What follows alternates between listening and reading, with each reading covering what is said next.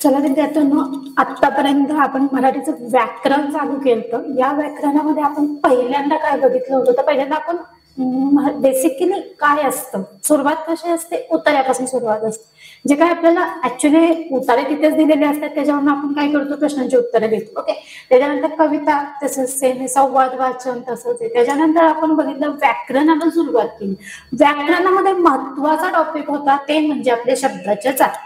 शब्दाच्या जाती झाल्यानंतर ह्याच्यानंतरचा पुढचा पॉइंट काय येतो आपले, की शब्दाची जात झाल्यानंतर शब्दाच्या ज्या काही 8 जाती आहेत ह्यांच्याविषयी आपण माहिती बघितली. त्याच्यानंतर येतो महत्वाचा पॉइंट म्हणजे आता लिंग आहे, वचन आहे, समानार्थी शब्द आहेत, म्हणी आहे, जे तुम्ही डेली पाठांतर केले पाहिजे. कारण कसं असतं, 200 पेक्षा जास्त म्हणी असतात, 200 पेक्षा जास्त समानार्थी शब्द असतात. एका दिवशी सगळं जर बसला, पेपरच्या आधी आम्हाला पाठांतर करायचंय, अजिबात होत नाही.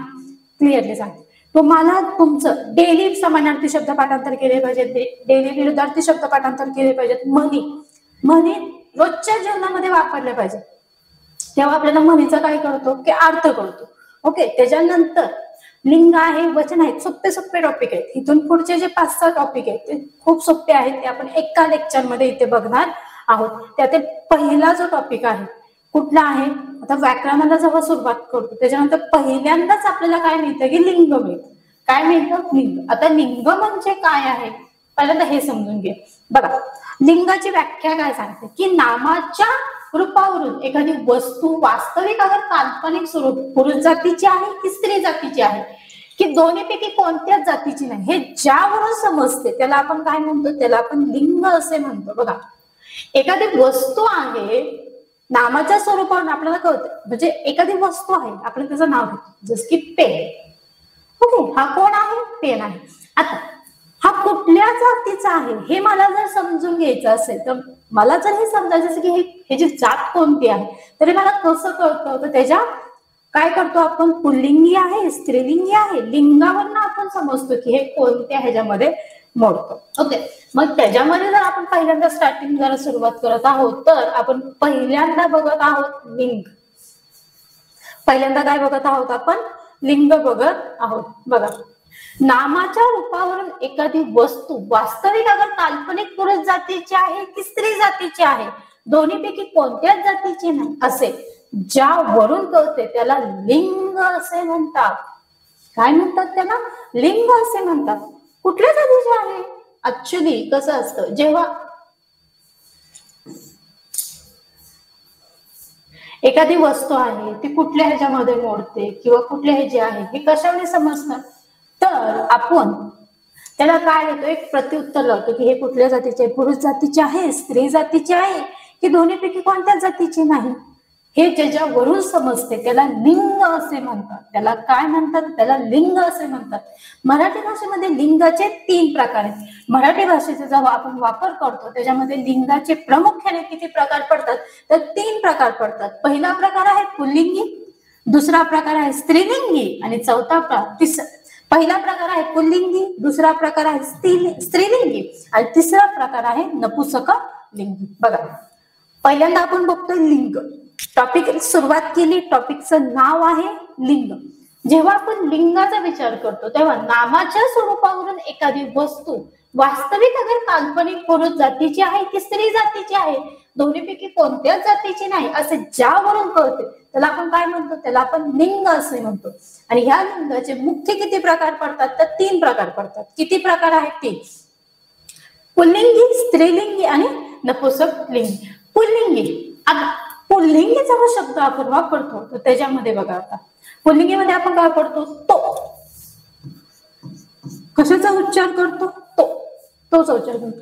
तो मुलगा, तो घोडा, तो सूर्य, तो चंद्र, ह्याचा जेव्हा आपण उच्चार करतो त्याला आपण काय म्हणतो, त्याला आपण पुल्लिंगी असे म्हणतो. काय म्हणतो आपण त्याला, तर पुल्लिंगी असे म्हणतो. जेव्हा आपण स्त्रीलिंगीचा विचार करतो तर स्त्रीलिंगीमध्ये काय येते, की ती मुलगी, ती लेखिका, ती शिक्षिका, ती इमारत आणि घराला काय म्हणतो आपण, आता घराला जे काय म्हणतो ते आपण पुढच्या ह्याच्यामध्ये बघणार आहोत. बघा, आता मी काय वापरलं, जेव्हा मी पुल्लिंगी शब्दाचा वापर करते तेव्हा मी काय वापरते, जेव्हा मी पुल्लिंगी शब्दाचा वापर करते तेव्हा मी काय वापरते, तर तेव्हा मी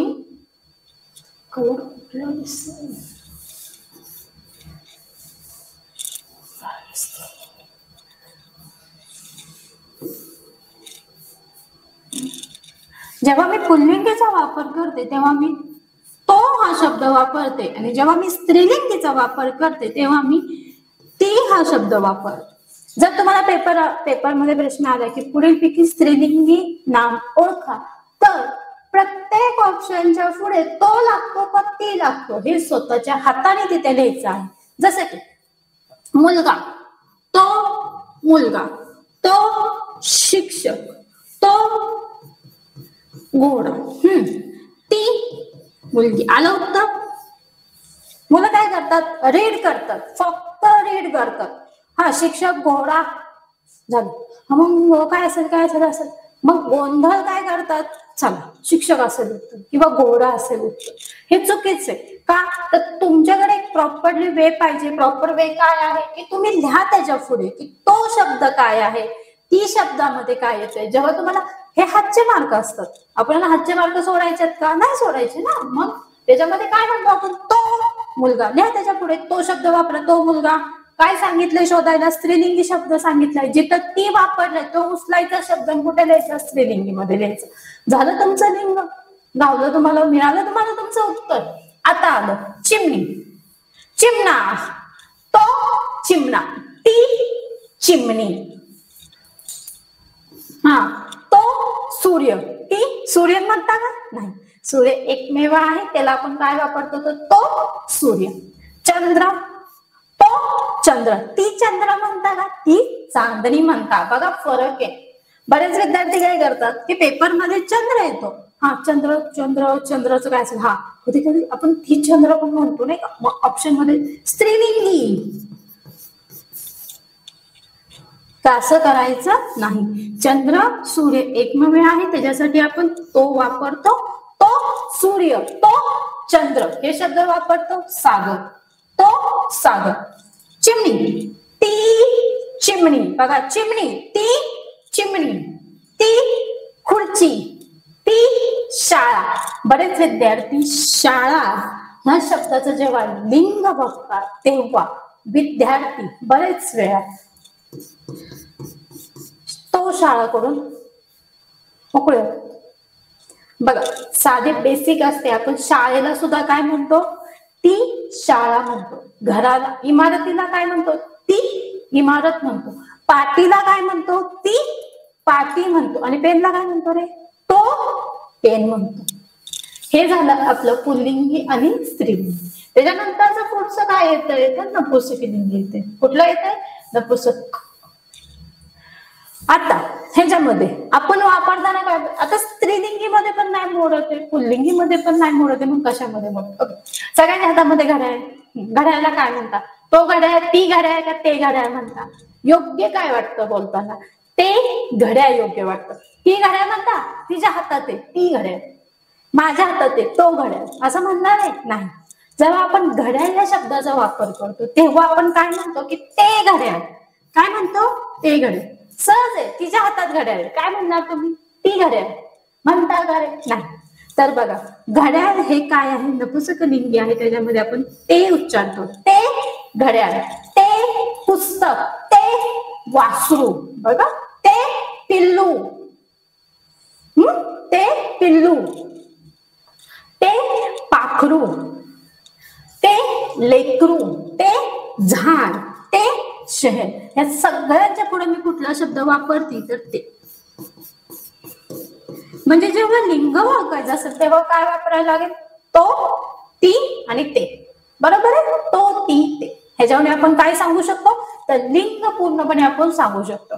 तुम्हाला पेपरमध्ये प्रश्न कसे येतात की पुढीलपैकी नपुंसकलिंगी शब्द कोणता आहे, पुढीलपैकी स्त्रीलिंगी शब्द कोणता आहे, पुढीलपैकी पुल्लिंगी शब्द कोणता आहे, गटात न बसणारा शब्द कोणता आहे. तेव्हा तुम्हाला कुठे काही ऑप्शन दिलेले नसतात की स्त्रीलिंगी आहे, पुल्लिंगी आहे, नपुंसकलिंगी आहे, नाही.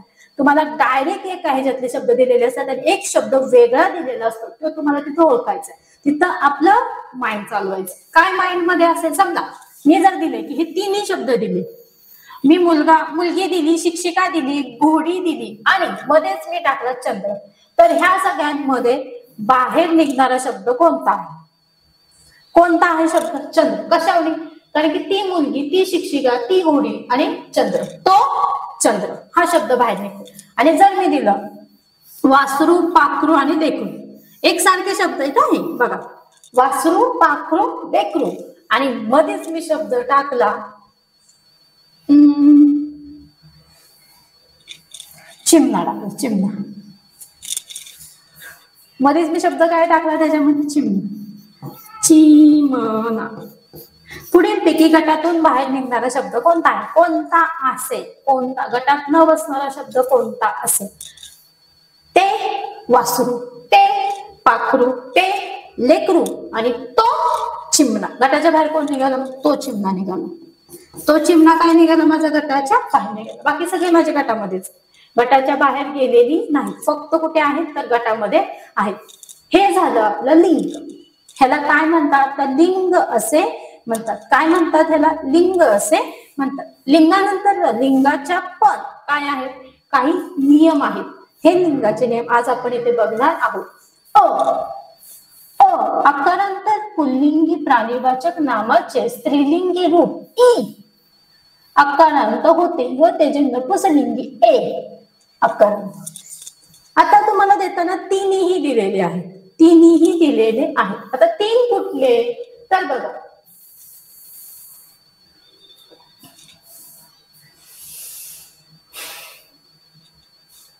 तिन्ही दिलेले आहेत. मुलगा, मुलगी, मुलगी. बघा, मुलगा, मुलगी, मुलगे, पोरगा, पोरगी, पोरगे, कोंबडा, कोंबडी, कोंबडी. आता हे तुम्हाला देताना मी तिन्ही प्रकारामध्ये दिलेले आहेत, पण नियम पहिला काय सांगतो? जेव्हा पुल्लिंगी अ असते तेव्हा त्याचं स्त्रीलिंगी ई होते. ई म्हणजे वेलांटी येते. ई म्हणजे काय येते? वेलांटी येते. आणि जेव्हा एडक्याचा येतो तेव्हा त्याच्यावर एक मात्रा येते. एडक्याचा येतो तेव्हा त्याच्यावर एक मात्रा येतो. हे नियम आहेत आपले. तर ह्याच्यामध्ये बघा, जर पुल्लिंगी असेल तर काना आलाय, बरोबर आहे. जेव्हा ह्याचं स्त्रीलिंगी होतं तेव्हा त्याला वेलांटी येते, आणि जेव्हा त्याचं नपुंसकलिंगी होतं तेव्हा त्याच्यावर एक मात्रा येते. हा आला पहिला नियम. हा आला लिंगाचा पहिला नियम. दुसरा नियम काय सांगतोय? की काही प्राणीवाचक पुल्लिंगी नामांना ईना प्रत्यय लावून त्याचे स्त्रीलिंगी रूप होते. जसं की सुतार, सुतारीन, तेली, तेलीन, माळी, माळीन, वाघ, वाघीन. आता वाघ, वाघाची कोण? वाघीन. हत्ती, हत्तीन, हत्तीची कोण? हत्तीन. हा, लोहार, लोहारीन. आपल्याकडे सहज गावाकडे शब्द वापरले जातात. जर धोबी, धोबी असं म्हणतात.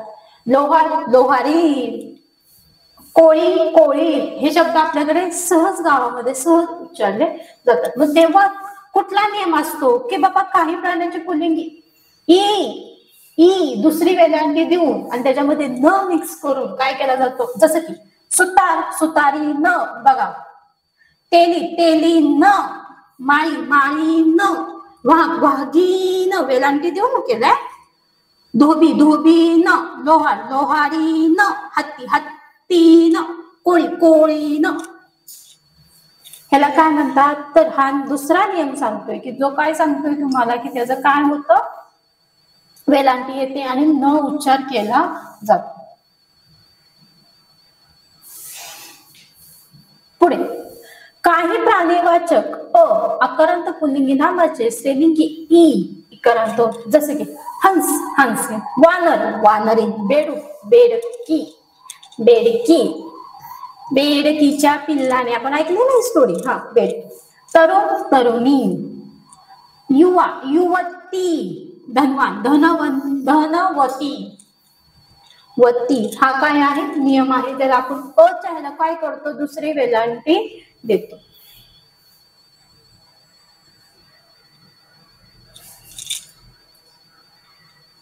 पुढे आहे चौथा नियम. चौथा नियम मध्ये बघा, काही आ, आता आ म्हणते की काहीतरी आपल्या तोंडातून मी म्हणते बघा. आ म्हणजे काय आलं, काना आलं. पुल्लिंगी पदार्थवाचक नामाचे ई प्रत्यय लावून त्याच्या स्त्रीलिंगी रूप बनतात. जसं की लोटा, लोटी, दांडा, दांडी, आरसा, आरशी, शी. हा नियम चौथा सांगतोय काही नियम आहेत की जे संस्कृत मराठीत आलेले नामाच्या स्त्रीलिंगी रूप ही प्रत्यय लावून होते. जसं की युवती, श्रीमान, श्रीमती. जसं जर काय लिहायचं असं तर आपण म्हणतो श्रीमान, बरोबर. आणि ह्यांच्या पुढे लिहिताना श्रीमती असा शब्द वापरतो. ग्रंथ, ग्रंथ कार्ती, राजा, बरोबर आहे. आता प्रत्येक शब्दाचे वेगळे असतात आणि तुम्हाला फसवायसाठी जे काही विशेष करून असतात ते विद्वान, विदुषी, ग्रंथकारती, राजा, राजाज्ञी हे शब्द फसवायसाठी तुम्हाला दिलेले जातात. ह्याच्यात तुम्ही विचार करा की ह्याच्यामध्ये कोण असेल. आणि एक सोप्पा असतो, जनक, जाननी, जननी, जनक, जननी. ह्याच्यामध्ये काय अर्थ बाहेर निघतो, कोण असेल ह्याच्यामध्ये, ह्याच्यासाठी तुम्हाला हे फसवायसाठी आवर्जून दिले जातात. काही नामाच्या स्त्रीलिंगी रूप स्वतंत्ररित्या होतात. जसं की वर, वधू, पिता, माता, राजा, राणी, पती, पत्नी, मोर, लांडोर, बोकड, शेळी, सासरा, सासू, दीर, जाऊ. हे आपल्याला माहिती आहे, जे आपण रेग्युलरली आपल्या घरामध्ये करतो. मराठीतून काही शब्द निरनिराळ्या लिंगात आढळतात. जसं की वेळ. वेळ हे पुल्लिंगी पण आहे, स्त्रीलिंगी पण आहे, दोन्ही मध्ये येतो वेळ हा शब्द. आता वेळ, तो वेळ, ती वेळ, कधी म्हणतो ना आपण तो वेळ, ती वेळ. बाग, ती बाग. हे शब्द काय आहेत की दोन्ही भाषेमध्ये पण काय होतात, येतात. नियम 8, परभाषेतून आलेल्या शब्दांचे लिंग त्याच अर्थाच्या भाषेच्या लिंगावरून ठरते. जसं की बूट, जोडा, पुल्लिंगी. आता बूट, तो बूट, का ती बूट म्हणतो आपण, नाही, तो बूट. क्लास, वर्ग, तो वर्ग, तो क्लास. पेन्सिल, ती पेन्सिल, ती पेन्सिल, ती लिखणी, लेखणी. आता कंपनी, ती कंपनी. बघा कंपनीला काय म्हणतो, ती कंपनी. बुक, पुस्तक, ते पुस्तक. मासिक, सामासिक शब्दांचे लिंग हे शेवटच्या लिंगाप्रमाणे असते. जसे की साखर, भात, भात, तो भात. बहीण, भाऊ, बहीण, बहीण, ती बहीण. मीठ, भाकरी, ती भाकरी. शेवटचा जो काय असतो म्हणजे जसे सामासिक शब्द आहेत, जे काही समासून शब्द येतात, सामासिक शब्द, ते आपण पुढच्या ह्याच्यामध्ये बघणारच आहोत. तर ते शब्द कसे ठरवतात की ह्याचं लिंग कोणतं आहे, तर शेवटचा जो काही शब्द आहे जसं की भात, पाला, बहीण, घर, भाकरी, ह्या शब्दावरून ठरवतात की ते कोणत्या लिंगामध्ये मोडतात. पहिल्या शब्दावरून ठरवत नाही. हा नियमच सांगतो.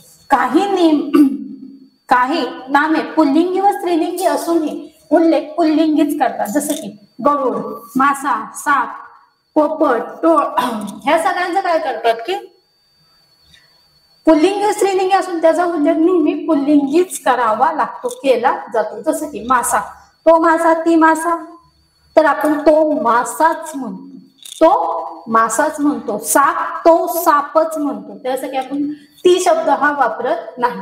आता काही नामे पुल्लिंगी व स्त्रीलिंगी असूनही त्यांचा उल्लेख केवळ स्त्रीलिंगी मध्ये करतात. जसं की घुस, ती घुस, मैना, ती मैना, पिसू, तो, ती पिसू, असं. आता त्याच्या पुढचा टॉपिक बघतोय आपण वचन. काय बघत आहोत, वचन. आता वचन म्हणजे काय, एक वचन, अनेक वचन. वचन म्हणजे वचन देणे नव्हे, तर मराठी व्याकरणामध्ये वचन हा शब्द आपण वापरतो. वचन म्हणजे काय, नामावरून जसे लिंग समजते तसे नामांनी दर्शवलेल्या वस्तू एक आहेत की अनेक आहेत हे ज्यावरून समजते त्याला आपण काय म्हणतो, त्याला आपण वचन असे म्हणतो. बघा, नामावरून जसे मला आता एखाद्या वस्तूच्या नावावरून जसं समजते की हे जर लिंग कोणतं आहे, त्याच वस्तू हे एक आहे की अनेक आहे हे ज्यावरून समजते त्याला वचन असे म्हणतात. आणि वचनाचे दोन मुख्य प्रकार पडतात, एक वचन, अनेक वचन. आता एक वचन मध्ये काय आहे, आता एक वचनाचे पण डायरेक्ट नेम आहे. एक वचन म्हणजे एक वस्तू, अनेक वचन म्हणजे अनेक वस्तू. बरोबर, एक वचन एक वस्तू. पेन, एक पेन आहे, बरोबर, पेन. तसंच आता नियम त्याच्यामध्ये जे काही नियम आहे, आता एक वचन आणि अनेक वचन मध्ये व्याख्या सांगण्यासाठी काहीच नाही. ज्या नामावरून एका वस्तूचा बोध होतो एक वचन, ज्या नामावरून अनेक वस्तूचा बोध होतो अनेक वचन. ह्या झाल्या त्याच्या व्याख्या सोप्या भाषेमध्ये. आता आकारांत पुल्लिंगी नामाचे अनेक वचन एक होते, जसे की मुलगा मुलगे, कोंबडा कोंबडे, घोडा घोडे, कुत्रा कुत्रे. आकारांत शिवाय इतर सर्व पुल्लिंगी नामाचे रूप दोन्ही वचनासारखेच असेल, जसं देव देवच म्हणतो, कवी कवी, न्हावी न्हावी, तेली तेली, उंदीर लाडू. आता एका ताटलीमध्ये एका वाटीमध्ये लाडू आहे आणि एका ताटलीमध्ये बरेच लाडू आहे. आता ताटलीमधल्या लाडूला आपण लाडे असं म्हणतो, जास्त आहेत ना, ते जास्त आहेत नाही, तर लाडूला लाडूच म्हणतात. त्याच्यामध्ये कोणताही बदल वचनामध्ये तरी होत नाही. त्याच्यानंतर उंदीर, आता एक उंदीर अनेक उंदीरच राहतं, उंदरे होत नाही, उंदीरला उंदीरच राहतं. आता देव, एक देव आणि अनेक पण देव, देव देवच आहेत, एक असो की अनेक असो देवच. कवी कवी, एक कवी अनेक कवी, कवीच येते. बघा, त्याचं बदलत नाही, म्हणजे ह्यांचं बदलत नाही. जसं की माझ्या कानामध्ये डूल आहे, आता डूलचं डुले होणार का, नाही होणार, डूलचं डूलच राहणार. अनेक डुले नाही घालत ना, डूलच वापरतो ना आपण कानामध्ये. तसंच आकारांत स्त्रीलिंगी नामाचे अनेक वचन केव्हा, आकारांत तर केव्हा ई आकारांत होते, जसं की वेळ वेळा, एक वेळ अनेक वेळा. एक वेळ तू चूक केली पण अनेक वेळा तू पुन्हा पुन्हा तीच चूक करते, झालं. एक चूक अनेक चुका, एक केळ अनेक केळी, एक चूल अनेक चुली, एक वीट अनेक विटा, एक सून अनेक सुना.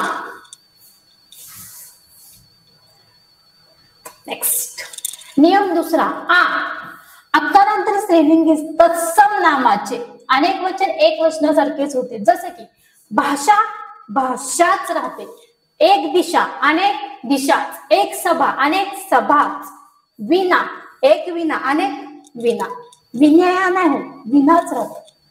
बरेच विद्यार्थी त्याला प्रत्यय लावून सुद्धा काय करतात, गोड रंगवतात.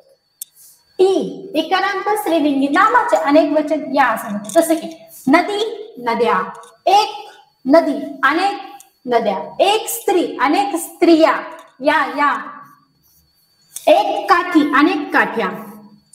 ह्याच्यामध्ये या प्रत्यय, म्हणजे जेव्हा मी एक वचन म्हणते तेव्हा एक नदी, एक वस्तू, एक पेन अनेक पेन, एक आणि अनेक या शब्दाचा मी काय करते तर वापर करते.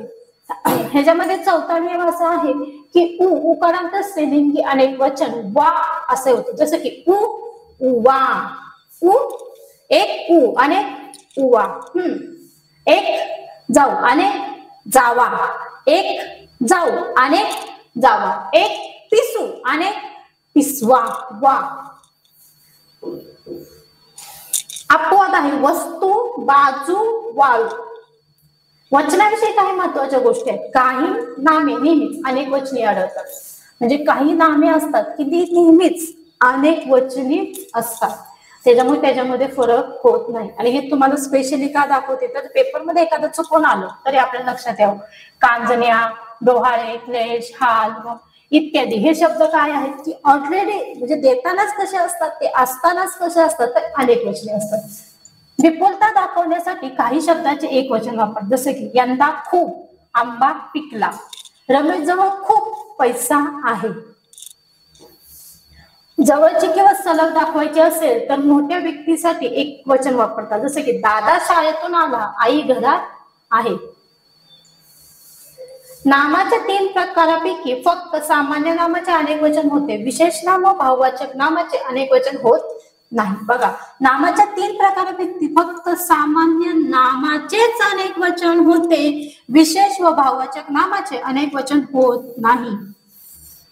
हा सगळ्यात महत्वाचा पॉइंट आहे की विशेष आणि भाववाचक नामाचे कधीही अनेक वचन होत नाही, फक्त सामान्य नामाचेच काय होते तर अनेक वचन होते. कधी कधी व्यक्ती एक असून त्या व्यक्तीबद्दल आदर दाखवण्यासाठी अनेक वचनांचा उल्लेख केला जातो, जसं की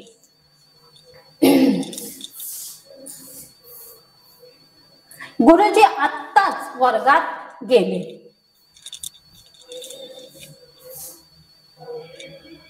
बहुवचन म्हणतात.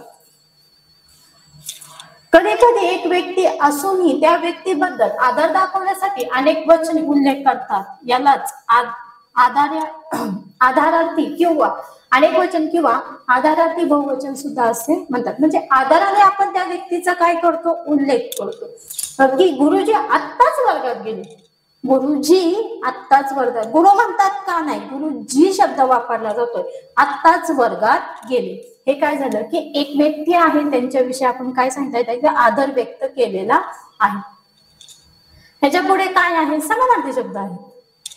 एकाच शब्दाचे अनेक अर्थ निघतात, एकाच शब्दाचे काय होतात की अनेक अर्थ निघतात, त्याच्याशी समान असे अनेक अर्थ निघतात, त्याला आपण काय म्हणतो तर समानार्थी शब्द असे म्हणतो. आता समानार्थी शब्दामध्ये आपण काय बघतो की जसं की आता म्हणलं की मला आनंद झाला, मला काय झाला आनंद झाला. आनंद या शब्दाचा समानार्थी शब्द काय सुख, हर्ष, समाधान झाले.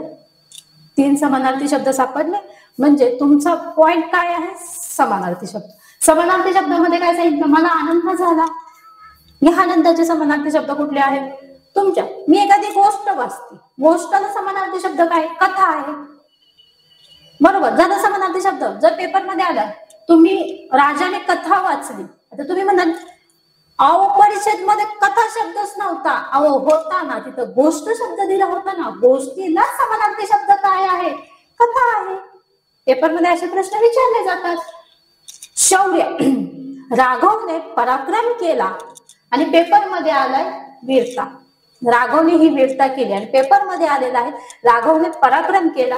आता पराक्रम शब्द आम्हाला अख्ख्या पॅसेज मध्ये नाही सापडला. अहो पराक्रम शब्दाचा समानार्थी शब्द काय आहे तर वीरता आहे, आणि वीरता म्हणजे काय असते तर तुमचं शौर्य असतं. पराक्रम म्हणजे पण काय आहे शौर्य आहे. झालं समानार्थी शब्द आले पेपर मध्ये. मग हे समानार्थी शब्द तुम्हाला काय करावे लागतात तर डेली मध्ये पाठांतर करावे लागतात. जसं की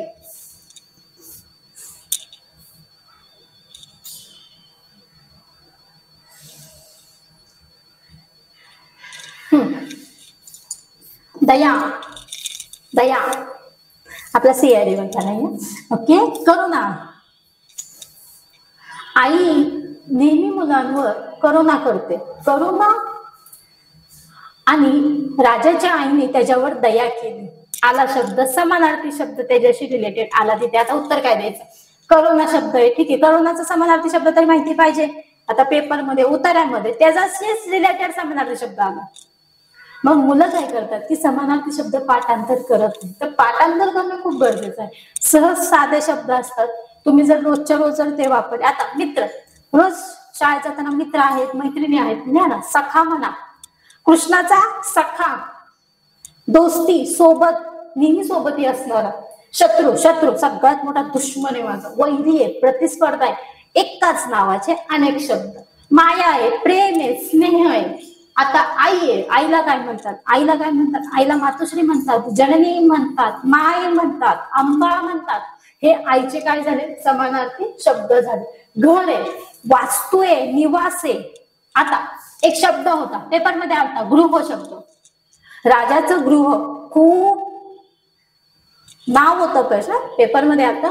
राजाचं गृह खूप dash dash dash dash dash dash. वरच्या परिषदेमध्ये त्याचं उत्तर होतं. आता वरच्या ह्याच्यामध्ये लिहिताना त्यांनी काय लिहिली? निवास. राजाचं निवास खूप सुंदर, सुशोभित आणि टापटीप होते. खाली शब्द काय आला? गृह. झालं. पॅसेज मध्ये उत्तरच नाही सापडलं. कसं सापडेल? समानार्थी शब्द आलता ना गृह. गृहाचा समानार्थी शब्द काय आहे? निवास. पॅसेज मध्ये दिलता निवास, खाली विचारला होता गृह, आले समानार्थी शब्द, आलं माझं उत्तर. घराला काय म्हणतात? निवास म्हणतात, गृह म्हणतात, अजून काय म्हणतात? वास्तू म्हणतात. हे त्याचे काय झाले? समानार्थी शब्द झाले. अंधाराला काय म्हणतात? तिमीर म्हणतात, काळोख म्हणतात. हे झाले समानार्थी शब्द. ह्याच्याशी रिलेटेड तुम्हाला पेपरमध्ये येतात की समानार्थी शब्द विचारले जातात, एक चुकीचा समानार्थी शब्द असतो किंवा त्याच्याशी रिलेटेड समानार्थी खाली तुम्हाला काय करायचे असतात? शोधायचे असतात. विरोधार्थी सगळ्यात सोपं, हे सगळ्यात सोपं आहे. त्याचा विरोधार्थी शब्द, आता मित्राचा विरोधार्थी शब्द शत्रू सापड. आता अपूर्ण पूर्ण सापड. अजून अकुंचन अकुंचन प्रसरण, अग्रज आलोच. अग्रजचा अर्थ काय? हे जे तुम्हाला विरोधार्थी शब्द दिले जातात त्याचे पण अर्थ माहिती पाहिजेत आपल्याला. अकर्मक, सकर्मक, अंश, पूर्ण, अंधत्व, डोळसा, बहिर्मुख, अंतर्मुख, अंतकाळ, जन्मकाळ. आता हे सगळ्यांचे मेन पॉइंट आणि त्याचे काय आहेत हे पण आपल्याला काय पाहिजे? तर माहिती पाहिजे. त्याच्यानंतर पुढचा पॉइंट काय येतो आपला? म्हणी.